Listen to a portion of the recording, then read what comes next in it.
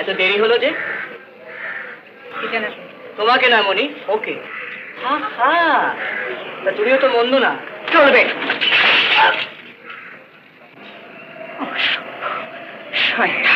ছোটবেলায় বাপ মাকে খেয়ে নিজের কপাল পুড়িয়েছিস, তারপরে এই শেষ পর্যন্ত এই তলার একটা বকাটি ছেলের সঙ্গে বেলাল্লা পনা করে তুই এবারই সম্মান ডোবালি। তুই তা জানিস না? দিনের পর দিন তুমি মাত্রা ছাড়িয়ে যাচ্ছ। তুমি বাড়ির কর্তা হয়ে নিয়ম কানুন সভ্যতা সবকিছু নষ্ট করেছো, আর তোমার দেখা দেখি ছেলেরাও তাই নষ্ট করছে। তুমি কি ভেবেছো? এই আমাদের বাড়ি। বাবা মাকে হারিয়ে একা নিজের অংশে বাস করতাম। বাবার জমানো টাকার সুদে খাওয়া পড়া চলত। জ্যাঠামশাই জ্যাঠাইমার শাসন ছিল, ছিল রেশারেশি। তবু নিঃসঙ্গ পৃথিবীতে নিজের পায়ে দাঁড়াবো বলে লেখাপড়া নিয়েছিলাম। ওরা বড় লোক হলেন, ওদের অংশ নতুন হলো, ধাচ্ছিল্য আরো বেড়ে গেল। তবু জ্যাঠামশাই জ্যাঠাইমাকে সাধ্যমতো ভক্তি করতাম, বড়দা ছোটদাকে মানতাম, আর হেনাকে আমি সত্যি ভালোবাসতাম।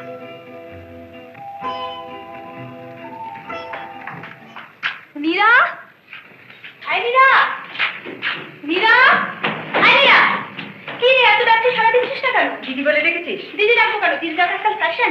চল চল চল। মা মা বোধহয় রে।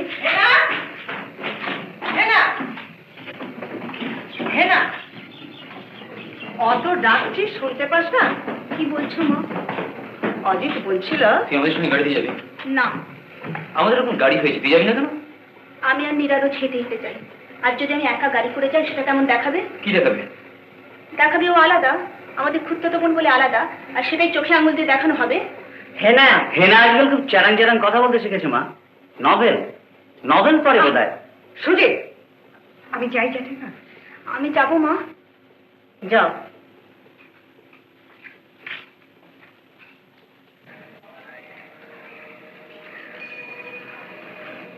দেখ দেখ, ছেলেটা কি সুন্দর দেখতে, এর সাথে প্রেম হলে খুব মজা হতো। রাস্তা শোনো, চলো। বাবা তো সবটাকে শাসন, সব মনগুলো তো তোর সাথে কথা বলতে পারবো না। মন নিয়ে কি মরবো নাকি শেষে, ও আমি মন নিয়ে কি মরবো নাকি শেষে, প্রীতির আগুন তোরা নিভিয়ে দে না এসে, মন নিয়ে কি মরবো নাকি শেষে। আমাদের বলছে। চলে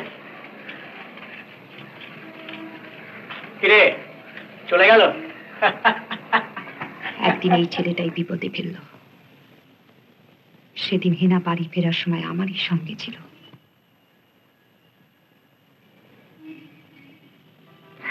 এই রে, ও মনা ঘোষ, ভীষণ অশুভ ছেলে। তাতে কি হলো? তুই ভয় করছিস না? তুই চলে আয়।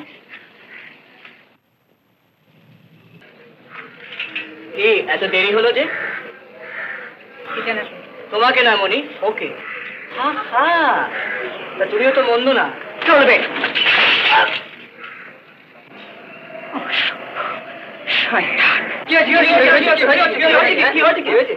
কি হয়েছে? কিছু ইনি মানে আপনি মেরে ছেলে বেটার ছেলেকে মারলে না বললে কিছু হয়নি? কুকুরকে মেরেছি, তার জন্য আবার এত লজ্জা করে? সালা প্রেমপত্র দেবে, আবার সালা মারবে। ঠিক আছে, ওই প্রেমপত্র তোমার বাড়িতে নিয়ে গেলে সব ফাঁস করে দেবো। আমি যাবো না, আমি কিছুতেই যাবো না বাড়ি। কেন তুই বাড়ি যাবি না কেন? শুনলিরা মনা ঘোষ বলে চিঠি নিয়ে বাড়ি আসবে। তাতে কি হয়েছে? চিঠিটা তো আমিই লিখেছি ওর সাথে মজা করবার জন্য। বেশ, সেটা বাড়ি গিয়ে বলবি। মা আমাকে মেরে ফেলবে। তুই ওকে মারতে গেলি কেন? ঠিক আছে, সেরকম যদি কোনো কথা হয় তুই আমার নামে দোষ দিয়ে দিবি, আমি সব দোষটা আমার ঘরে নিয়ে নেবো। বল, সত্যি করে বল, হেনার মতো নকল করে চিঠি তুই লিখেছিস? বল। হ্যাঁ জ্যাঠিমা, আমি লিখেছি। মনা ঘোষ আছে, ও রোজ আমাদের পেছনে লাগে, ওই জন্য হেনার নাম দিয়ে হেনার হাতের লেখা নকল করে আমি ওকে ডেকে পাঠিয়ে খুব শাস্তি দিয়েছি। তুই হতচ্ছাড়ি, পোড়ামুখী, তুই ছোটবেলায় বাপ মাকে খেয়ে নিজের কপাল পুড়িয়েছিস। তারপরে এই শেষ পর্যন্ত এই পাড়ার একটা বকাটি ছেলের সঙ্গে বেলাল্লা পনা করে তুই এবারই সম্মান ডোবালি। তুই তা জানিস না? দুদিন পরে হেনার বিয়ে, তারা যখন এই কথা শুনবে এই বাড়ির মেয়েদের সম্বন্ধে তারা কি ভাববে? তোর কলঙ্ক, এই বাড়ির কলঙ্ক। তোকে আমি আরে বাড়ি থেকে বেরোতে দেবো না। চল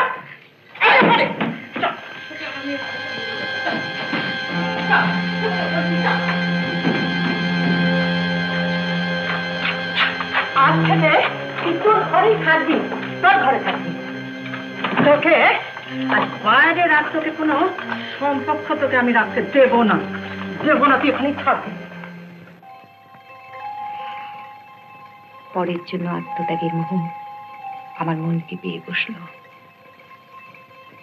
সেদে বন্দি দশা মেনে নিলাম।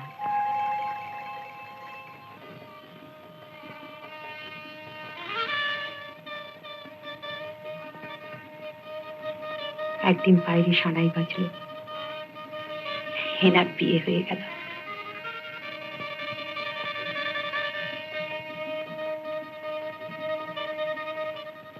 তার কমাস বাদে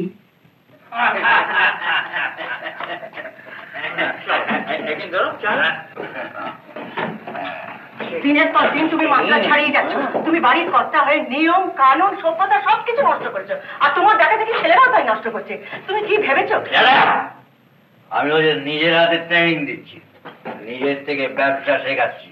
এসব করতে না পারলে মোটো মোটো টাকা রোজগার করতে পারবো। টাকা? হ্যাঁ। সবাই যদি এই কাজ করবে তাহলে বাড়ির পরিবারের সুনামের কি দরকার ছিল? কেন আমি নিজেকে আটকে রেখে দিয়েছি? সে কি দোষ করেছে? মাদার, এবার তুমি ড্যাডির হাতে মার খাবে দেখছি। দেখছো না ড্যাডি কেন ড্রাম? কিছু না, মা তার জানার কথা। মা বলে পরিচয় দিতে আমার লজ্জা করে তোদের কাছে। কি বললেন? লজ্জাকর? আলবাত তুমি ওদের মা, তুমি আমার বিবাহিতা স্ত্রী। চুপ করো। হ্যাঁ। তোমার স্ত্রী বলে পরিচয় দিতে আমার ঘেন্না করে। ঘেন্না করে? গেল সুধীর, সুধীর, সুধীর, কি হচ্ছে? সুধীর, সুধীর না।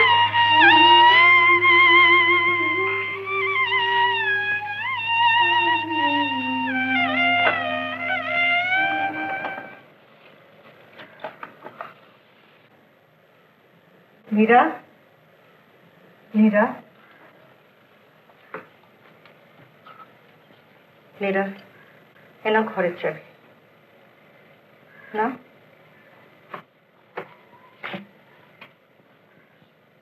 তোমার নামে দলিল।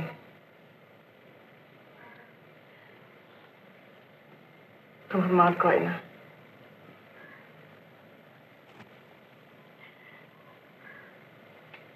তোমার বাবার পাসবই। Cheers! Cheers for our new bride, Bobby. Thank you. এই কি হলো? যাচ্ছিস কেন? আয়, আলাপ করে যা। বৌদি, আমাদের বড় বৌদি রে, আমাদের বন্ধুরা। এসো ভাই। কিরে, আয়। লজ্জা পাচ্ছিস কেন? চিনতে পারছিস না? ফেমাস অ্যাক্ট্রেস মীনাক্ষী দেবী। ও চিনবে কি করে? ও এতকাল তো বাইরের মুখই দেখেনি, আর তাছাড়া বিয়ের ব্যাপারটাও তো কিছু জানে না। আমাদের দাদার বউ। Case is the love marriage. সালা আনকালচার্ড ফ্যামিলি। বলে সিনেমা অ্যাক্ট্রেস বউ ঘরে আনবে না, তাই তো শান্ত করে মাকে ঠাকুর ঘরে ঢুকিয়ে দিয়ে বৌদিকে ঘরে এনে আমরা সবাই মিলে ছোটখাটো একটা সেলিব্রেশন করছি আর কি। কেন লজ্জা পাচ্ছিস কেন? Let's have some drinks. সুন্দরী বৌদির সামনে আসতে লজ্জা পাচ্ছিস নাকি রে? কি চাপটা বলছো? ওর কথা বাদ দাও ভাই। চেহারার একটু যত্ন নিও, তারপরে আয়নায় যে চেহারাটা দেখবে লাভলি। আর ছবিতে যদি নায়িকা হও, ইউল বি দ্য টপ। চেহারাটার একটু যত্ন নিও, তারপর আয়নায় যে চেহারাটা দেখবে লাভলি।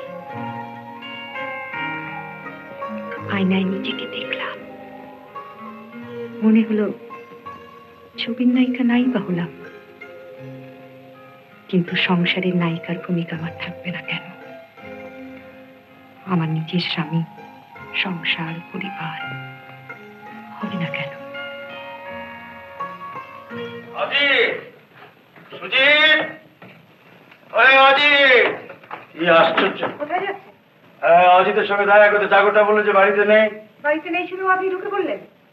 না মানে অজিতের সঙ্গে আমার একটা ব্যবসার লেনদেন আছে, এনাক্ষীও আমার চেনা, আর ওর মা কাশিতে গিয়েছেন, সুতরাং অন্তরে আসার তো কোনো সংকোচ থাকতে পারে না। আমি তো আছি, আর ব্যবসার লেনদেন থাকলে ঘরে বসে একটা আব্দুল আছে। না, অনেক সময় অজিত থেকেও বলে নেন। তুমি বুঝি অজিতের খুঁড়তুতো বোন?